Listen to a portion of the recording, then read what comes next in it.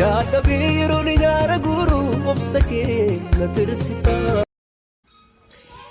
Mata duree akkana jedhuun dubbii Waaqayyoo isiniif qoode. Golaa fi cimina amantii kan jedhu. Cimina amantii cimaa qabaachuu. Amantii jechuun gasaa tuttuusee fidini. Gola amantii jechuun maal jechuudha? Bakka amantii keenya irra dhaabbannee jiraannu yookiin immoo waan amantii irraa argan. Amantii eenyurraa argattan? Eenyurraa argattan? Kiristoos irraa arganne. Eeshi. Walli amantii macaafa qulqulluu. Macaafni qulqulluu kun otoo biyya keenya nuun ta'e Yesuus maal akka ta'e hin beeku. Itti warri Yesuus qaamaan argitan. Jirtu argitanii beektu Yesuus argite. Eenyurraa amartanii Yesuus? Macaafa irraa bara. Macaafni kun waa'ee amantiin maalirraa argama? Dhaga'uurraa argamaa. Dhaga'uun immoo dubbii eenyuun beekama? Dubbii Kiristoos hin beekamaa. Namni garaa isaatti amanee maal ta'a? Qajeelummaa argata. Afaan isaatiin dhugaa bahee hin fayyadamu. Kanaaf yoo laphee keetiin amantee afaan keetiin immoo dhugaa baatee jireenya dhugaa argatta yookiin immoo hin fayyidaadha macaafni. Roomee 10 lakkoofsa 9 irraa kaasee kan 11 dubbifadhaa. Amantii kan jedhamu kuni kan argamu golli isaa macaafa qulqulluu. Golli isaa maalidha? Macaafa qulqulluu. Amma keessatti namni Yesuus gooftaa Yesuusitti amane siin jedhee waa'ee Yesuus kanaa macaafa kanarraa dubbisaa sitti himu taanaan amanuu hin dandeessu. Dirqama waa'ee Yesuus kan dubbatu macaafni kun jiraachuu qaba jechuudha. Kanaaf iyyuu golli amantii maalidha? Macaafa qulqulluu. Kanaaf Phaawulos ergaa Roomee boqonnaa 1 lakkoofsa 16 irratti ani wangeelatti hin yeella'u jedha. Maalitti yeella'u? Wangeelatti hin yeella'u. Inni humna fayyisuu Waaqayyooti. Fayyinni dhala namaa amantiirra dhaabbata. Amantii gurgummaa isaa argama. Wangeela keessaa argama. Macaafa kana keessaa argama. Wangeelli kun kan dhufe jalqaba Yihuudootaaf warra xaxamaniif itti aansee warra Giriikiif. Nama isa xaxaman hundumaaf immoo macaafni kun maalidha? Humna fayyisuu Waaqayyooti. Wangeela kana dhageenye fayyine. Maal dhageenye fayyine? Wangeela dhageenye fayyine. Wangeela dhageenye fayyine. Otoo wangeelli hin jiru ta'ee kitaabolee biyya lafaarra dubbifannee fayyuu hin dandeenye. Golli amantii keenyaa fi ciminni amantii keenyaa irraa dhageenye akka cimnee immoo Kiristoos kanaan waaqeffannu akka horii kadhannu akka horii Kiristoos duukaa jiraannu akka horii yeroo hundumaa waan nu rakkisu hundumaa irratti Yesuus jennee maqaa Yesuus kana waamnu golli amantii keenya maal? Macaafa qulqulluu. Galanni Yesuusiif haa ta'u. Ameen. Ameen. Kanaaf sagalee Waaqayyoo maal jedha? Achumarra Roomee boqonnaa 1 lakkoofsa 18 irratti eekkamsi Waaqayyoo waaqarraa warra Waaqayyoo malee jiraatan irratti ni mul'ata. Isaanoo waa'ee Waaqayyoo beekuun isaaniif kennamee ture. Haa ta'uyyuu malee akka waaqummaa isaatti ulfina isaaf hin la'anne. Macaafa dhaga'aniiru, amananiiru, garuu macaafa kana hin ganan. Kiristoos hin ganan. Waaqayyoon ganan. Dubbii Kiristoos kana gananii duubatti deebi'an. Fedha Waaqayyoo irraa deebanii fedha boosaanii gaggeessuu jalqaban. Kanaaf eekkamsi Waaqayyoo waaqarraa maal ta'e isaan irratti mul'ate.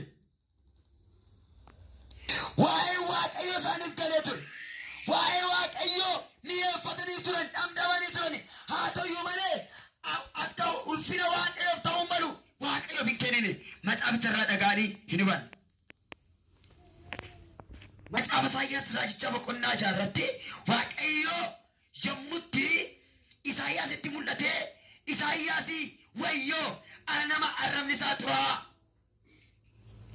Saba arrabni isaa xuraa'aa gidduus kanan jiraadhu anaaf wayyoo yommuu jedhetti Waaqayyoon fuulaa fuulatti argee jechuudha. Teessoo isaa irra jira jedhe. Waaqayyoo teessoo isaa irra natti mul'ateedha.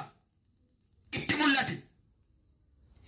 Teessoo jedha irra taa'ee ergamoonni Waaqayyoo Israa'el kan jedhaman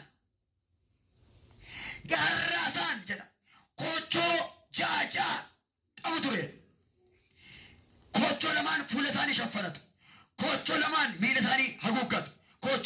hin balali'uudha. Isaanis walitti lallabanii gaarummaa Waaqayyoo, galata Waaqayyoo, guddummaa Waaqayyoo walitti lallabu jedha. Nassodaadhee anaaf wayyoon jedhee. Ergamoota Israa'el keessaa tokko iddoo aarsaarraa abidda qabduutti fuudhee balali'aa gara koo dhufee afaan kootti naa buuse cubbuun kee sii dhiifameera naan jedhee. Isaan waan sagalee tokkoon dhaga'eedha. Waaqayyo eenyunan ergadha, eenyutus ergaa naa dhaqaa naan jedhee. Ani ergaa siin dhufan dhaqa jennaani saba kanatti ergaa akkasii dubbadhu. Dhaga'u garuu maal ta'an hin hubatan.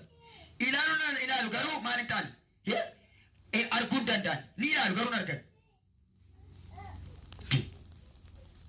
Fakkeenyaaf waan tokko biriina ta'u lafa kanatti badee ilaalimee barbaadamee ilaaluun barbaadu namni jedhe garuu maal otoo jiru arguu dadhabuu jechuudha.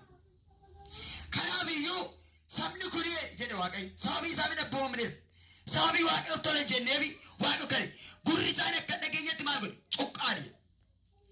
Akka isaan ilaalanii hin arginetti akka isaan hin hubannetti yaada garaa isaanii maal godhe hadoochi jedhanii. Waaqayyo bara sana yeroo dubbachaa turetti jechuudha saba sana dabarsee eenyutti kennuuf jira?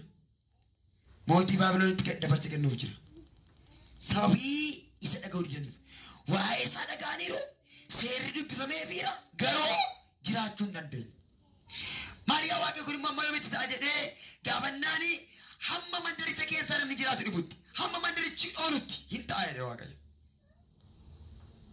Kanaaf mandaraa Yerusaalem maal taate? Hin onte, Xiyoon hin onte, ijoollee isaanii biyya garagaraatti booji'aman. Waaqayyo immoo kakuu Abrahaam yaadatee deebisee maal godhee macaafa Ermiyaas raajichaa boqonnaa 29:11 yaada ani isiniif yaada nama duwwaatu beeka. Isa dura garuu waggaa 70 erga mootii Baabilooniif hojjettanii booda ani immoo isin yaadadha biyya keessanittis isin deebisa jedhee Waaqayyo. Jarri kuni dubbii isaa dhagaa malee itti hidhamanne. Dubbichi garuu dubbii amantii ture. Seerichi garuu seera amantii ture. Otoo amaneen itti jiraatan, otoo dubbii Waaqatti jiraataniif ta'ee hin boojaman.